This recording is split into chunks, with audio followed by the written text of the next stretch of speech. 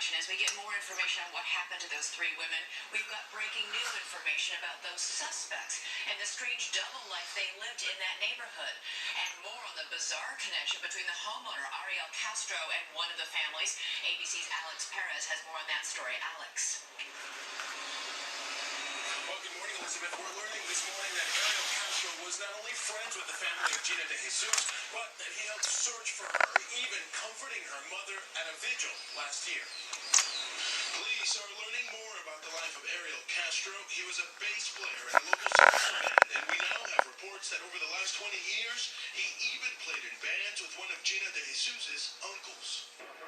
This video, obtained overnight, shows Castro during a 2008 traffic stop. It's the first time we've heard his voice.